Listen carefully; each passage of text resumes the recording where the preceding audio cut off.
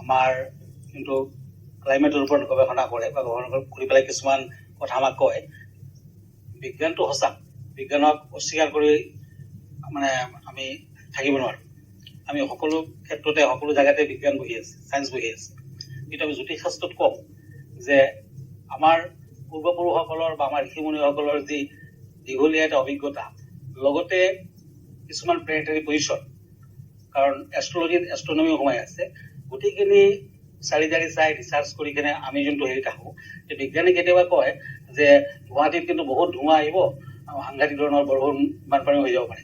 দেখা গ'ল যে গুৱাহাটীত ধোঁৱা নাই, এইটো বঙাইগাঁৱত হৈছে। কেতিয়াবা আকৌ বিজ্ঞানৰ কথা বহুতখিনি 80% সঁচা। গতিকে এইবিলাক ভূমিকম্পৰ কথা নতুবা আপোনাৰ বৰষুণৰ কথা বা তেনেকুৱা ধৰণৰ কথাত কিছুমান ইফাল সিফাল হৈ যায়। ঠিক তেনেকুৱা যদি জ্যোতিষশাস্ত্ৰটো আপুনি স্পেচিয়েলি আৰ্থকুইক প্ৰেডিকশ্যন, যেনে জ্যোতিষশাস্ত্ৰত মেডিকেল এষ্ট্ৰলজি আছে, তেনেকুৱা আৰ্থকুইক এষ্ট্ৰলজিও আছে।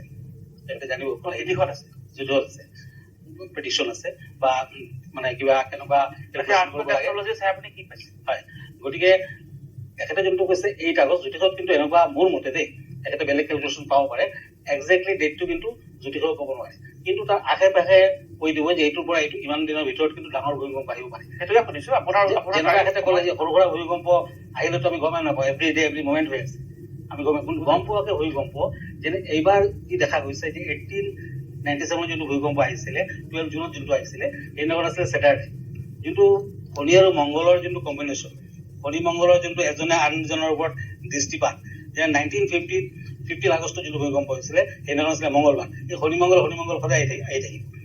এইবাৰো দেখা গৈছে যে মিলেনিয়াম ইয়াৰত বহুতে কৈছিলে এইবাৰ 50 শনিয়ে মংগলে একেলগে চাইছিল আৰু 97 একেলগে চাইছিল নাই, সেইদিনাখন আছিলে শনিবাৰ আৰু 1950 আছিলে মংগলবাৰ। প্লাছ শনি মংগলৰ যোনটো ট্ৰেনজেকশ্যন, যোনটো দৃষ্টিপাত বা শনিয়ে যেনেকুৱা মংগলৰ ফালে চাই আছিলে, এইবাৰ বহুত বছৰৰ পিছত তেনেকুৱা এটা পজিশ্যন দেখা গৈ আছে। যোনটো মিলেনিয়াম ইয়াৰটো তেনেকুৱা পজিশ্যন আহিছিলে 2000। বহুতে কৈছিলে যে নৰ্থ ইষ্টত স্পেচিয়েলি, কাৰণ আমি 5 জুনত পঢ়োঁ, যদি সাংঘাতিক ধৰণৰ ভূমিকম্প এটা আহি যাব। মই তেতিয়া কৈছিলোঁ যে নাই, তেনেকুৱা কোনো ধৰণৰ ডাঙৰ ভূমিকম্প অহাৰ চান্স নাই। কিয় নাই? আমাৰ কেলকুলেশ্যন সেইটোৱে পাইছিলোঁ, ডাঙৰ ভূমিকম্প নৰ্থ ইষ্টৰ ফালে হোৱাৰ তেনেকুৱা চান্স নাই। এতিয়া সময় যিহেতু কম, আকৌ মই এটা কথা কৈ মই শেষ কৰিলোঁ। আপোনাৰ কথা যদি কৰিব প্ৰশ্ন থাকে সুধি লওক।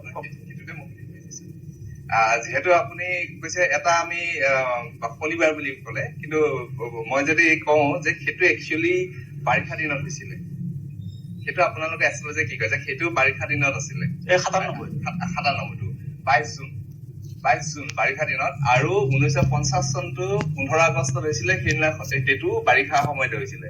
এতিয়া আপোনালোকৰ এষ্ট্ৰলজিয়ে সেইটো কিবা কয় নি যে বাৰিষাৰ সময়ত ভূমিকম্প বেছি আহে বা ডাঙৰ ভূমিকম্প আহে বা বাৰিষা নহলে? গ্ৰীষ্মকালীন ভূমিকম্পৰ কথাও আছে, আকৌ ঠাণ্ডাৰ সময়তো কিন্তু জাৰৰ সময়তো কিন্তু ভূমিকম্পৰ কথা আছে।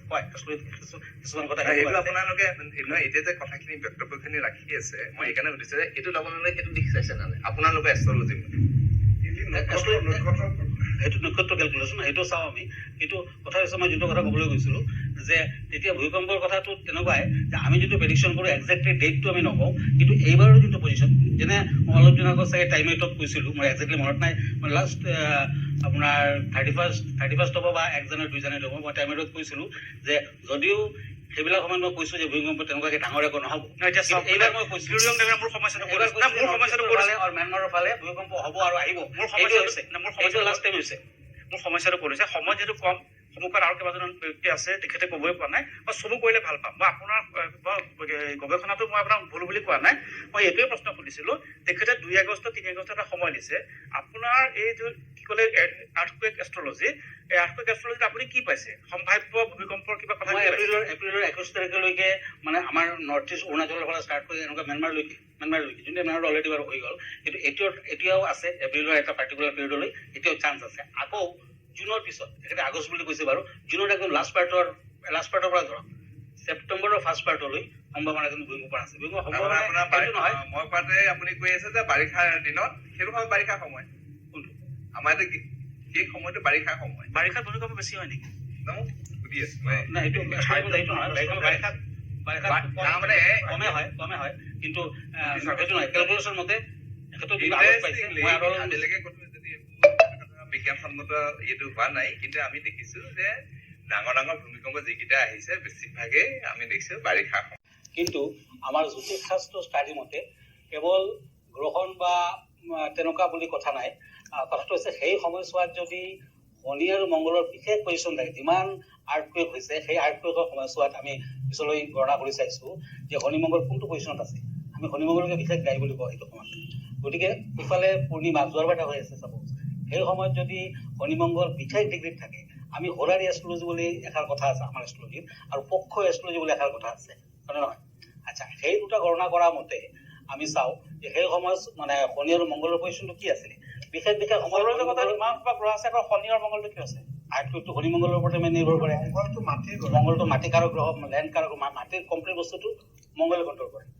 গতিকে টাইটানিক প্লেটৰ যে এই এটা আৰু ওপৰত সোমাই যোৱা বা ৰক্স বিলাকৰ ফাটল ফাট আহি যোৱা, সেইবিলাক কিন্তু আমাৰ জ্যোতিষ শাস্ত্ৰ মতে কিন্তু মংগল গ্ৰহে কণ্ট্ৰল কৰি আছে। মংগল আৰু শনিটো প্ৰথম আছে নাই তাৰে ওপৰতে কেন্দ্ৰ হয়। আপুনি সূৰ্যগ্ৰহণ বছৰত দুবাৰ তিনিবাৰো হ'ব পাৰে। সূৰ্যগ্ৰহণ হলেই হ'ব বুলি কোৱা নাই। এইটো পৰাশৰ মুনিয়ে বৃহৎ সংহিতাত কৈছে যে সূৰ্যগ্ৰহণৰ পিছত হোৱাৰ প্ৰৱণতা থাকে। কিন্তু সেইখিনিতে মই দুৱৰাচাৰে এটা কথা কৈছিলে, এইটো শুনি ল'ব। দুৱৰাচাৰে কৈছিলে ঋষি মুনিসকলে এটা পৰ্যায়লৈকে বিজ্ঞানটো লৈ গ'ল, জ্যোতিষ বিজ্ঞানটো। সেই কেলকুলেশ্যন আপোনালোকৰ এতিয়া গণনা চলি আছে, পৰৱৰ্তী চৰ্চাটো আপোনালোকৰ নহ'ল। সেইসকলে লেখাখিনিৰ কথাটোৰে হ'ল যে এইটো এনেকুৱাকে মানে কিন্তু তেওঁলোকে কি উপলব্ধি কৰিছিলে, কেনেকে কি বিজ্ঞানৰ কেনেকুৱা ধৰণৰ বিজ্ঞানটো লৈ গৈছিল, তেওঁলোকৰ তাতে শান্ত হৈ গৈছে নহয়। চৰ্চা এতিয়াও চলি আছে, এতিয়াও এই বিজ্ঞানৰ বিষয়ৰ গৱেষণা হৈ আছে, তাতে বিজ্ঞানৰ অন্তৰ্নিহিত হৈছে, সোমাই আছে। গতিকে আমাৰ ষ্টাডি দেখা গৈছে যিমান এডভান্স আপুনি চায়েন্সে কওক আৰু যিয়ে নকওক, ইমান জ্যোতিষশাস্ত্ৰীয় কওক, যিমান দিন গৈ আছে সিমান আমাৰ এডভান্স অফ কেলকুলেশ্যন আৰু কাৰেক্ট কেলকুলেশ্যন আমি আহি আছো। ঠিক আছে, হ'ব, মই বিৰতি ল'ম। মই দুৱৰাচাৰক এটা কথা সুধি ল'ম, চমুকে ক'ব এষাৰ দিনৰ কাৰণে বনাব পাৰি, মানে ইমানখিনি মানুহক ইমানখিনি টাইমৰ কাৰণে বড়ো বনাব পাৰি, কিন্তু সকলো মানুহক সৰ্বকালৰ বাবে আমি বড়ো বনাব নোৱাৰে। আপুনি কওক, জ্যোতিষশাস্ত্ৰ আছিলে, আছে আৰু মোৰ বোধ কৰি থাকিম। আচলতে মই এতিয়া ক'ব বিচাৰিছো যে আমি কিয় ভূমিকম্পৰ বিষয়ে আমি অধ্যয়ন কৰো বিজ্ঞানত, যে ইয়াতে যদি ভূমিকম্প হয়, যেনেকে আজি ম্যানমাৰত ক্ষয়ক্ষতি হৈছে, আমাৰ ইয়াতে ক্ষয়ক্ষতি হৈছে, আমাৰ মূল উদ্দেশ্যটোৱে হৈছে যে ক'ত কিমান ক্ষয়ক্ষতি হ'ব পাৰে, আৰু সেইটোৰ পৰা আমাক ৰক্ষা কৰিবৰ কাৰণে, এই ক্ষয়ক্ষতি মিনিমাইজ কৰিবৰ কাৰণে বিজ্ঞানসন্মত হিচাপে আমি যদি এটা বিল্ডিং বনাও, এটা ব্ৰিজ বনাও, এটা ৰাস্তা বনাও, কেনেকে বনাব পাৰি, সেইটোৱে আমাৰ লক্ষ্য, যাতে আমাৰ মানৱতাৰ বিষয়ে আমি চাই যে মানুহৰ যাতে জীয়াই থকাটো মানে সহজ সৰল হয়। আমি নিজৰ আমাৰ মানে মূল লক্ষ্য। আমি নিজৰ আমি স্থান সলাব নোৱাৰো, নিজৰ দেশ সলাব নোৱাৰো, নিজৰ ৰাজ্য সলাব নোৱাৰো। গতিকে আমি ভূমিকম্প প্ৰধান এই অঞ্চলটোত আমি জন্ম হৈছো, ইয়াতে আমি বাস কৰিছো, আমি ইয়াতে আমাৰ মৃত্যু হব। খালি ভূমিকম্পত মৃত্যু হোৱাটো বৰ কষ্টকৰ হ'ব। গতিকে আমি যিটো প্ৰতিৰোধ ব্যৱস্থা ল'ব লাগিব, আমাৰ ঘৰৰ নিৰ্মাণৰ ক্ষেত্ৰত বা দলঙৰ নিৰ্মাণৰ ক্ষেত্ৰত যি দুৱৰাচাৰে ক'লে, আমি সেইসমূহ প্ৰতিৰোধ ব্যৱস্থা ল'ব পাৰো বিজ্ঞানৰ থ্ৰুৱেদি, বিজ্ঞানৰ জৰিয়তে। আৰু বিজ্ঞানৰ প্ৰতি মোৰ এটা আশা থাকিব, যিটো বিজ্ঞানে কৰিও আছে, যে ভূমিকম্প অহাৰ হয়তো যদি 5-6 ঘণ্টা আমি গম পাওঁ যে ভূমিকম্প আহিব, তেতিয়া যদি আমি গম পাওঁ বিজ্ঞানৰ জৰিয়তে, তেনেহ'লে মানৱ জাতিৰ কল্যাণ হ'ব। আশা কৰিছো এই ভূমিকম্প চলি থাকিব, আৰু এবছৰত 8,000 ভূমিকম্প আহিয়ে থাকে, প্ৰতিদিনে কিবা 8,365 হৰণ কৰিলে পাব। ভূমিকম্প এতিয়াও আহি আছে, আমি যে কথা পাতিলো 1 ঘণ্টা সময়ত, এতিয়াও চাগে 30টামান ভূমিকম্প আমাৰ তলেদি গুচি গ'ল, আমি গম নাপালো বা কোনো অঞ্চলতো গম পোৱা গ'ল। ভূমিকম্প হৈছে সেই ধৰণৰ কথা, প্ৰাকৃতিক পৰিঘটনা। আমি খালি